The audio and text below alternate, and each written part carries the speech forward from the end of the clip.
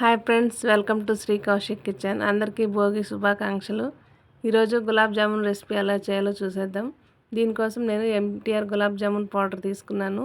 ఈ పౌడర్ని పాలతో కానీ వాటర్తో కానీ కొద్ది కొద్దిగా వేసుకొని కలుపుకోవాలి.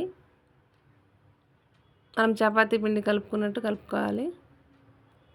పిండి కలుపుకోవడం అయ్యాక ఒక 5 మినిట్స్ పక్కన పెట్టుకోవాలి.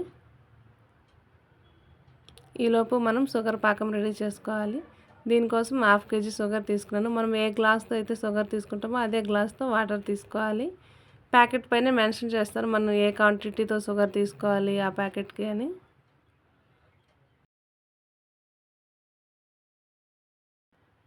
ఇందులో క్రష్ చేసిన యాలకుల పొడి, కొద్దిగా ఫుడ్ కలర్ వేసి వేడి చేసుకోవాలి. పాకం మరీ అంత థిక్గా కాకుండా కొంచెం థిక్గా ఉంటే చాలు.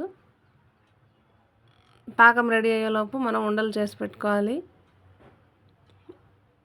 చేతులకి గీ కానీ ఆయిల్ కానీ అప్లై చేసి చిన్న చిన్న ఉండలు చేసి పెట్టుకోవాలి.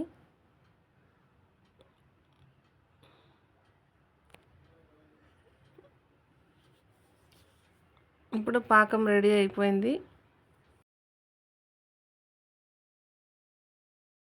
ఇప్పుడు కడాయిలో ఆయిల్ వేసి వేడెక్కాక ఈ బాల్స్ని ఒక్కొక్కటిగా వేసి మీడియం ఫ్లేమ్లో 2 వైపులా టర్న్ చేసుకుంటూ ఫ్రై చేసుకోవాలి.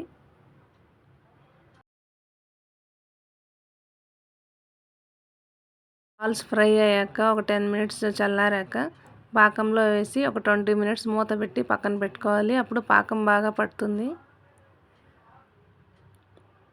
మీరు కూడా ట్రై చేయండి. వీడియో నచ్చితే ప్లీజ్ లైక్ చేయండి, సబ్స్క్రైబ్ చేసుకోండి. Thanks for watching.